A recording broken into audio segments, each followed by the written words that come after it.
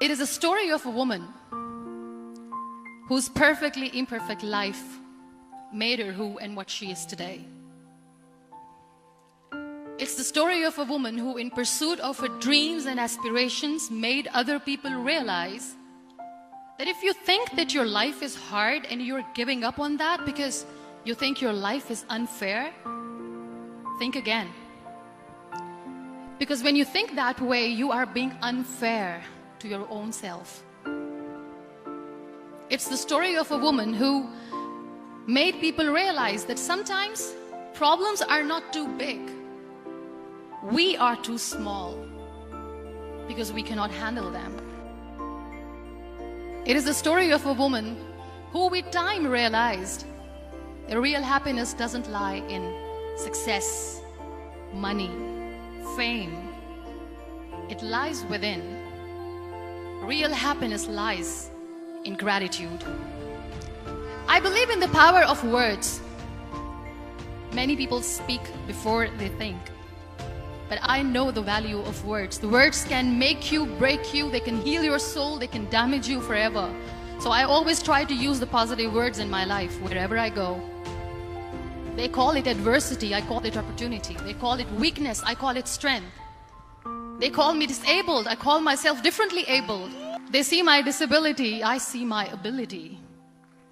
There are some incidents that happen in your life, and those incidents are so strong that they change your DNA. Those incidents or accidents are so strong that they break you physically. They deform your body, but they transform your soul. Those incidents break you, deform you, but they mold you into the best version of you. And the same thing happened to me. And I'm going to share what exactly happened to me. I was 18 years old when I got married. I belonged to a very conservative family, a Baloch family, where good daughters never say no to their parents. My father wanted me to get married, and all I said was, if that makes you happy, I'll say yes. And of course, it was never a happy marriage. Just about after 2 years of getting married, about 9 years ago, I met a car accident. Somehow my husband fell asleep and the car fell in the ditch. He managed to jump out, saved himself. I'm happy for him. But I stayed inside the car and I sustained a lot of injuries. The list is a bit long. Don't get scared. I'm perfectly fine now. But that injury that changed me and my life completely as a person, and my perception towards living my life, was the spine injury. 3 vertebrae of my backbone were completely crushed, and I got paralyzed for the rest of my life. I finally ended up in a hospital where I stayed for 2.5 months. I underwent multiple surgeries. Doctors have put a lot of titanium in my arm. There's a lot of titanium at my back to fix my back. That's why people in Pakistan call me the Iron Lady of Pakistan. Sometimes I wonder how easy it is for me to describe all this all over again. And somebody has rightly said that when you share your story and it doesn't make you cry, that means you have healed. One day, doctor came to me and he said, well, I heard that you wanted to be an artist, but you ended up being a housewife. I have a bad news for you. You won't be able to paint again because your wrist and your arm are so deformed, you won't be able to hold a pen again. And I stayed quiet. Next day, doctor came to me and said, your spine injury is so bad, you won't be able to walk again. Because of your spine injury and the fixation that you have in your back, you won't be able to give birth to a child again. That day, I was devastated. I still remember, I asked my mother, why me? And that is where I started to question my existence. Why am I even alive? What's the point of living? I cannot walk, I cannot paint, fine. I cannot be a mother. And we have this thing in our heads, being women, that we are incomplete without having children. I am going to be an incomplete woman for the rest of my life. What's the point? People are scared. They think I will get divorced. What is going to happen to me? Why me? Why am I alive? We all try to chase this tunnel. We all do this because we see light in the end of the tunnel, which keeps us going. My dear friends, in my situation, there was a tunnel that I had to roll on. There was no light.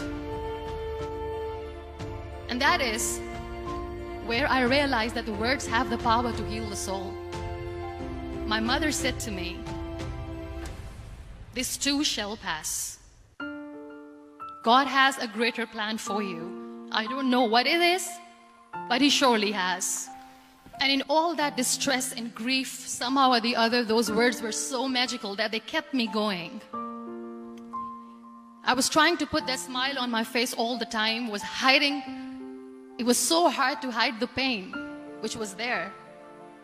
But all I knew was that if I will give up, my mother and my brothers will give up too. I cannot see them crying with me.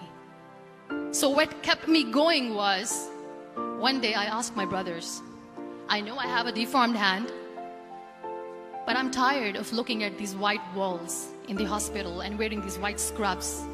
I'm getting tired of this. I want to add more colors to my life. I want to do something. Bring me some colors. Bring me some small canvas. I want to paint. So the very first painting I made was on my deathbed, where I painted for the very first time. It was not just an art piece or just my passion. It was my therapy. What an amazing therapy it was. Without uttering a single word, I could paint my heart out. I could share my story. People used to come and say, "What lovely painting. So much color." Nobody could see the grief in it. Only I could. That is the time where I realized that the day I'm going to sit, I'm going to share this pain with everyone to make them realize how blessed they are. And they don't even consider them lucky. There are always turning points in your life. You know what? We human beings have a problem. Out of many problems, there is one more. And this is self-created one. We always expect ease from life. We have this amazing fantasy about life. This is how things should work. This is my plan. It should go as per my plan. If that doesn't happen, we give up. So my dear friends, let me tell you one thing. I never wanted to be on the wheelchair. Never thought of being on the wheelchair. I was always aspiring to do bigger things, but had no idea that for that I have to pay the price to be where I am today. It's a very heavy price. This life is a test and a trial, and tests are trials are never supposed to be easy. So when you are expecting ease from life, and life gives you lemons, then you make the lemonade, and then do not blame life for that, because you were expecting ease from a trial. Trials make you a stronger, better person. Life is a trial, and with time you realize that. Always remember one thing.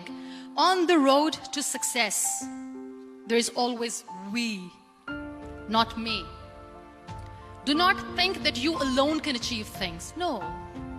There is always another person who is standing behind you, maybe not coming on the forefront, but behind you, praying for you and supporting you. Never lose that person. Never. The woman who made me realize that heroes have no gender. The woman who believed in me even when I was completely at the verge of despair, where everybody left, she was there. And every time I looked at her, without saying anything, she used to look at me and said, "This too shall pass. God has a bigger plan. And one day you will say that, oh my God, that is why God has chosen me." She never cried in front of me. She has always said that there will be haters, there will be naysayers, there will be disbelievers, and then there will be you proving them wrong. My mother, whatever I am today, I'm nothing without her. So when you accept yourself the way you are, the world recognizes you.